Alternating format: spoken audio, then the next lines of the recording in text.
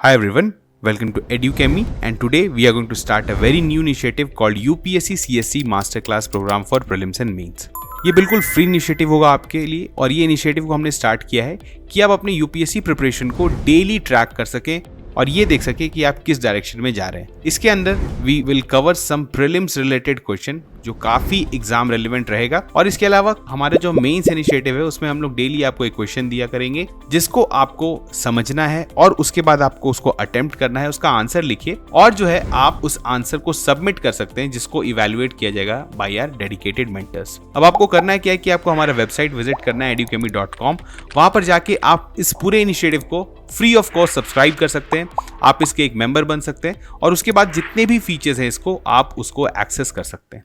ठीक है, तो do visit the website. We have already seen some videos in this series. If you want to see them all, you can visit our YouTube channel, click on the playlist and you can access all the videos. Now in the last lecture related to prelims, we solved some questions that were related to agriculture, basically core agriculture. Now today we are going to solve some questions that are related to geography. Okay, so let's not waste our precious time and start with the first question. What you need to do is to see the question first. Okay, try to attempt it and then we will see the correct option and also the information that was required to answer that question. So let's start without wasting any time. The first question is, consider the following nutrients: nitrogen, phosphorus, potassium, iron, and choose the options from the given list that are considered macronutrients for plants. Now यहाँ पर आपको 4 nutrient दिए हुए हैं, nitrogen, phosphorus, potassium and iron. आपको बताना है कि इन चारों न्यूट्रिएंट्स में से मैक्रोन्यूट्रिएंट्स फॉर प्लांट्स कौन होते हैं। वी विल सी कि मैक्रोन्यूट्रिएंट्स क्या होते हैं, उसको बाद में हम लोग देखेंगे, लेकिन आपको अभी बताना है फिलहाल कि इन 4 न्यूट्रिएंट में से मैक्रोन्यूट्रिएंट्स कौन से हैं। जो ऑप्शंस दिए हुए हैं, A is 1 and 2 only, B 1, 2 and 3 only, C is 2, 3 and 4 only, and D is 1, 2, 3 and 4.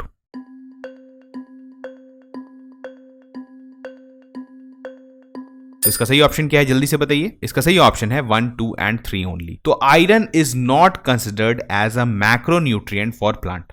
चलिए इसके बारे में थोड़ा सा जानते हैं। First we will categorize the difficulty of the question. You can categorize this question in L2 level. आपको पता है L1 is pretty basic, L2 is somewhat between L1 and L3 और L3 लेवल जो है वो आपको पता है वहां पर लेयरिंग ऑफ कंसेप्ट्स, कुछ बड़े बड़े स्टेटमेंट्स दिए हुए रहते हैं, आपको थोड़ा सा ज्यादा कंसेप्चुअल क्लैरिटी का जरूरत रहता है, तो उसको हम लोग L3 में कैटेगराइज करते हैं। दिस क्वेश्चन में भी आपको थोड़ा बहुत पता होना चाहिए था what is type of nutrients, तभी जाके आप इस क्वेश्चन को सॉल्व कर सकते थे। तो इसको हम लोग कैटेगराइज करेंगे L2 लेवल में एंड इस तरह के क्वेश्चंस को आप यूपीएससी में भी एक्सपेक्ट कर सकते हैं। चलिए तो यहाँ पे पढ़ते हैं। देखिए न्यूट्रिएंट्स को बेसिकली हम लोग जो क्लासिफाई करते हैं 2 कैटेगरीज में, ठीक है, macro and micro. Macro nutrients कैसे होते हैं? These are the primary nutrients that plants need in large quantities for healthy growth. Plants को जो ज्यादा मात्रा में जो न्यूट्रिएंट्स चाहिए उसको हम लोग मैक्रो न्यूट्रिएंट्स बोलते हैं और जो थोड़े से कम क्वांटिटी में चाहे उसके वजह से उनका काम चल जाता है तो उसको हम लोग माइक्रो न्यूट्रिएंट्स बोलते हैं। अगर मैक्रो न्यूट्रिएंट्स की बात करें तो we can further categorize into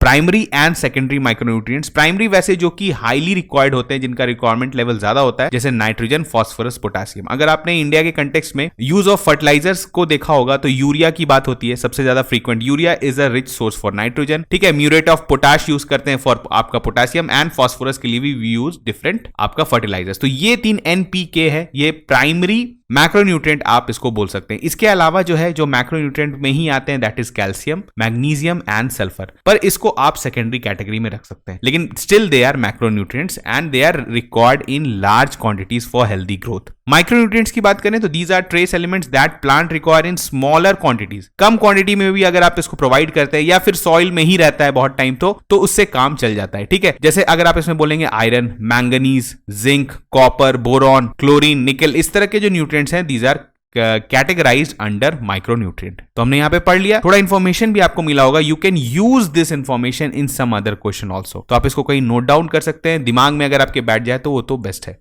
चलिए proceeding to the next question. Which of the following factors explain why the equator receives comparatively less insolation than the tropics despite the sun being directly overhead throughout the year at the equator? यहाँ पे the first है reason, आपको बताना है कुछ कोई एक factor है जिसके वजह से जो है ये फेनोमेना दिया हुआ है, ये होता है, ठीक है। आप अच्छे से पढ़िए इस क्वेश्चन को। हम लोग पहले स्टेटमेंट देखते हैं। High levels of cloudiness that reduces the amount of solar insolation at the equator, dense vegetation in that region, presence of Coriolis force at the equator and the intense jet streams along the equator that decreases solar insolation. तो यहां पर आपको बताना है कि कौन among यहां पे कुछ फैक्टर्स दिए हुए हैं, तो कौन सा ऐसा फैक्टर है जिसके वजह से आप बोल सकते हैं जो इक्वेटर के पास का जो रीजन है वो उसके पास लेस इंसोलेशन होता है कंपैरेटिवली टू जो अपर ट्रॉपिक्स होते हैं, ठीक है। और जबकि इक्वेटर जो है वो ऑलमोस्ट इक्वेटर पे जो है सन ऑलमोस्ट ओवरहेड रहता है थ्रू आउट द ईयर, ठीक है, ये आपको पता है दिस फेनोमेना। इसके बावजूद जो है वहां पे इंसोलेशन बेसिकली क्या होता है, इनकमिंग सोलर रेडिएशन, ठीक है। तो यहां पे आपको बताना है इसका सही रीजन क्या है, जल्दी से बताइए।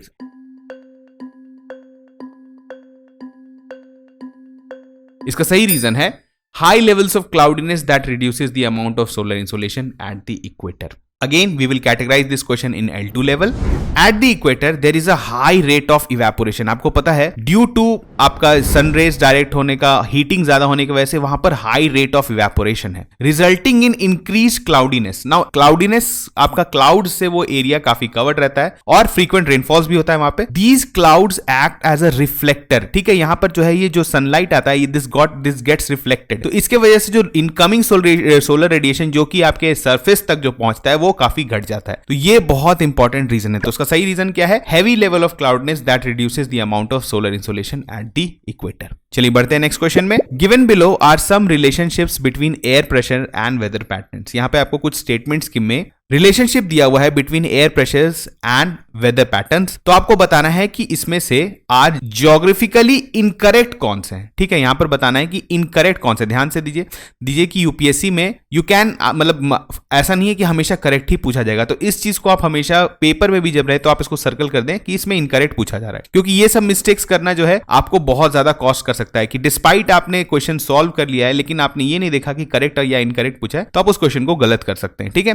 The first statement is air pressure tends to decrease as altitude increases, with the highest pressure typically found at lower elevations such as sea level. चलिए देखते हैं नेक्स्ट वाला। In nature, air generally flows from regions of high pressure to areas of low pressure, creating wind patterns and influencing weather systems. Question 3 is high pressure systems are commonly associated with dynamic weather conditions, often characterized by increased cloudiness, precipitation and atmospheric instability. ठीक है, तो आपको बताना है कि इसमें से कौन सा स्टेटमेंट जो है वो गलत है और गलत रिलेशनशिप बता रहा है between air pressure and weather patterns, ठीक है। तो जल्दी से बताइए। Correct option is 3 only. ये जो स्टेटमेंट है ये बिल्कुल गलत है, क्योंकि हाई प्रेशर सिस्टम्स जो होता है वहां पर काफी स्टेबल वेदर कंडीशंस होता है, डायनेमिक वेदर कंडीशंस जो है जनरली लो प्रेशर रीजन्स पे जो है आपको देखने को मिलता है। तो ये वाला स्टेटमेंट जो है आपका गलत था, ठीक है। यहां पे थोड़ा सा देख लेते हैं again.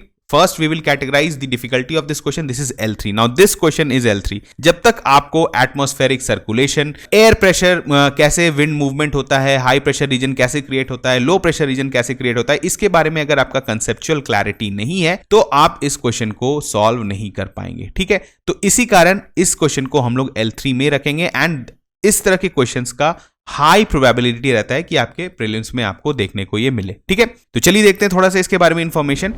Air pressure is the measure of force exerted by the weight of air on Earth's surface. As we ascend through the atmospheric layers, the pressure decreases significantly. ठीक है, जैसे जैसे आप ऊपर जाते हैं प्रेशर जो है वो घटता चलता है। ऑब्वियसली आपको पता है एयर मास जो है वो घटता चला जाता है, क्योंकि ग्राउंड लेवल पे जो है वो सबसे ज्यादा एयर मास का वेट रहता होगा, तो इसी कारण वहां पर हाईएस्ट प्रेशर फील होता है, ठीक है। In regions where temperatures are elevated the air becomes heated and ascends. आपको पता है जो गर्म एयर होता है दैट राइजेस, ठीक है, and results in the formation of low pressure. तो यहां पर जो है आपके आप बोल सकते हैं सी लेवल के आसपास जो है आपका लो प्रेशर बनने लगता है, ठीक है। Low pressure often leads to overcast skies and precipitation. इस रीजन में जहां पर लो प्रेशर रीजन होता है जनरली ऊपर जो है आपका अनस्टेबल वेदर कंडीशंस रहता है, जहां पर क्लाउड्स फॉर्मिंग होता है, प्रेसिपिटेशन फ्रीक्वेंट होता है, तो इस तरह का रीजन होता है। तो आप बोल सकते हैं कि जो भी लो प्रेशर रीजन है वहां पर आप जो ऊपर में जो एटमॉस्फेरिक कंडीशन है दैट इज क्वाइट अनस्टेबल। लेकिन वहीं अगर हम लोग हाई प्रेशर की बात करें तो conversely in areas with low temperatures the air become becomes cooler and denser. Denser air descends and creates a high pressure region. तो जहां पर ऐसा माहौल होता है वहां पर डेंस एयर डिसेंड करता है जिसकी वजह से हाई प्रेशर रीजन क्रिएट करता है और is associated with clear and Sunny conditions. ठीक है, यहां पर आपको क्लाउड फॉर्मेशन नहीं होता है, प्रेसिपिटेशन फ्रीक्वेंटली नहीं होता है, तो ये काफी आप बोल सकते हैं एक तरह से स्टेबल वेदर कंडीशन होता है जहां पर हाई प्रेशर रीजन होता है. तो इसी वजह से आपका स्टेटमेंट 3 जो था वो गलत हो गया. चलिए बढ़ते हैं next question. Which of the following statements accurately describes tropical thorn forest. आपको यहां पे कुछ स्टेटमेंट्स दिए हुए हैं, आपको बताना है कि इसमें से कौन से स्टेटमेंट जो है वो सही से डिस्क्राइब कर रहे हैं ट्रॉपिकल थॉर्न फॉरेस्ट को. The first statement is tropical thorn forest are typically found in regions with N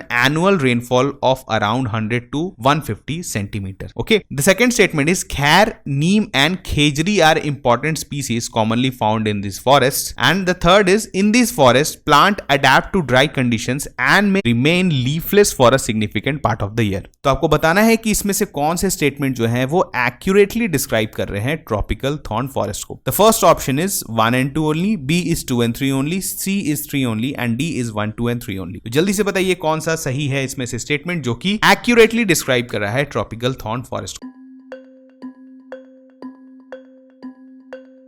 It is 2 and 3. Now the first statement is wrong. आप इस क्वेश्चन को बना सकते थे अगर आपने थोड़ा बहुत भी वेजिटेशन इन इंडिया के बारे में अगर आपने पढ़ा होगा तो आपको पता है कि ट्रॉपिकल थॉर्न फॉरेस्ट की बात हो रही है और इंडिया में जो है जिस रीजन में रेनफॉल होता है, खासा रीजन में रेनफॉल होता है, उसमें ये रेंज होता है. तो डेफिनेटली थॉर्न फॉरेस्ट जहां पर होता है वहां पर ये रेनफॉल तो नहीं होगा, इससे कहीं से भी आपका 80 सेंटीमीटर से डेफिनेटली कम ही होगा. ठीक है, तो आप इस स्टेटमेंट से जो है इसको एलिमिनेट कर सकते थे. 1 आपको अगर एलिमिनेट करते तो आप पहुंच सकते थे. ठीक है, उसके बाद आपको थोड़ा बहुत पता होना चाहिए कि टाइप ऑफ ट्रीज, किस फॉरेस्ट में कैसा ट्रीज देखने को मिलता है. तो इसी kind again this question requires a little bit of conceptual clarity and we will categorize this question in L3. L3 वैसे क्वेश्चंस होते हैं जिसमें आपको नॉलेज चाहिए. ठीक है, और यूपीएससी में भी इस तरह के क्वेश्चंस आपको देखने को मिलेंगे. तो वंस एक बार आप L1 L2 तक के लेवल के क्वेश्चंस अगर सॉल्व करने लग जाते हैं तो तभी जाकर आप L3 को सॉल्व कर पाएंगे. तो यहां पर हम लोग थोड़ा सा पढ़ते हैं. Tropical thorn forests in India are primarily found in regions with semi-arid to arid climates. Now आपने ऑलरेडी हमने कहा कि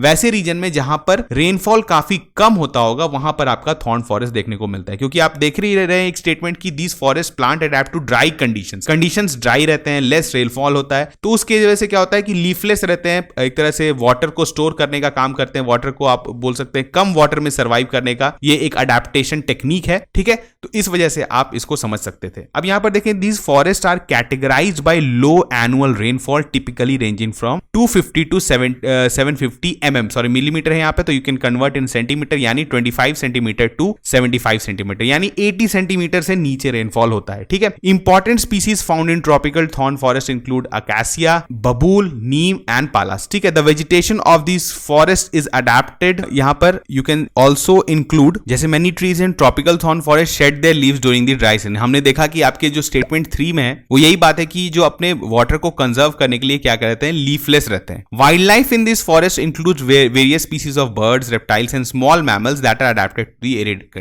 Obviously जो कम रेनफॉल में जो अडेप्ट कर लेते हैं वैसे स्पीसीज आपको यहाँ पर देखने को मिलेंगे. ठीक है, these forests play a vital role in soil conservation and preventing desertification. और अगर हम लोग रीजन की बात करें कि किस स्टेट्स में पाए जाते हैं, तो Rajasthan, Gujarat, parts of Madhya Pradesh in India. तो again this was a very information intensive question. यहां पर आपको बैकग्राउंड इंफॉर्मेशन होना चाहिए था, तभी आप इस क्वेश्चन को सॉल्व कर सकते. Now moving to the last question, consider the following statements about earth's layers. ठीक है, यहां पे अर्थ के लेयर्स के बारे में कुछ स्टेटमेंट दिए हुए हैं, आपको बताना है कि which of them above statements are correct. Correct है, ठीक है, करेक्ट पूछा जा रहा है. तो आपसे फर्स्ट है, the earth's mantle is a significant layer located between the crust and the core. It is much thicker than the crust and occupies a substantial portion of earth's volume. Second is the Earth's crust, which is the outermost layer, is relatively thinner compared to the mantle and core.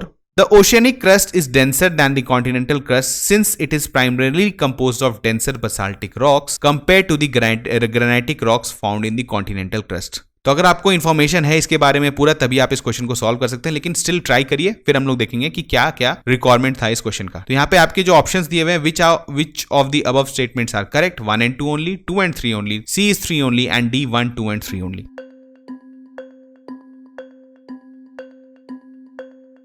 तो इसका सही option क्या है, तीनों statement absolutely correct. तो यहां पर हम लोग देख लेते हैं अर्थ के लेयर्स को, ठीक है। तो यहाँ पर आप देख रहे हैं कि mantle is significantly more thicker than the आपका क्रस्ट वाला एरिया। तो आप यहाँ पर सबसे पहला स्टेटमेंट तो आप जो है आप ये बोल सकते हैं कि दिस इज राइट, ठीक है। इसके बाद आप बोलेंगे द सेकंड मोस्ट, जो आप अगर ये दोनों स्टेटमेंट तो आप बना सकते हैं इससे, लेकिन अगर द मोस्ट इंपॉर्टेंट पार्ट है यहाँ पर कि ओशियानिक क्रस्ट और आपका जो कॉन्टिनेंटल क्रस्ट के बारे में बात होती है, तो ओशियानिक क्रस्ट जो है वो बसाल्टिक रॉक का बना हुआ रहता है और आप बोल सकते हैं कि उसका जो थिकनेस होता है वो भी काफी कम होता है। इसके वजह से क्या होता है, वो थोड़ा सा डेंसर हो जाता है, ठीक है। और उसका आप बोल सकते हैं कि अगर उसको हम लोग कंपेयर करें विद कॉन्टिनेंटल क्रस्ट जो कि ग्रेनाइटिक ऑरिजिन का होता है बेसिकली, और इसका थिकनेस भी ज्यादा होता है, तो एक तरह से इसका डेंसिटी कम हो जाता है। तो इसी कारण आप बोल सकते हैं कि the oceanic crust is denser then the continental crust since it is primarily composed of denser basaltic rocks. तो ये कुछ इंफॉर्मेशन था जो कि रिक्वायर्ड था इस क्वेश्चन को सॉल्व करने के लिए। Again we will bring some similar questions to you कि जिससे आपका कंसेप्ट्स भी रिवाइज होता है, क्योंकि बेसिकली अगर आपने ज्योग्राफी पढ़ा होगा, अगर आपने जियोमॉर्फोलॉजी के बारे में पढ़ा होगा, तभी आप इस क्वेश्चन को सॉल्व कर सकते थे, क्योंकि इसमें कुछ इंफॉर्मेशन रिक्वायर्ड थे। तो हम लोग मिलते हैं नेक्स्ट लेक्चर में, तब तक थैंक यू।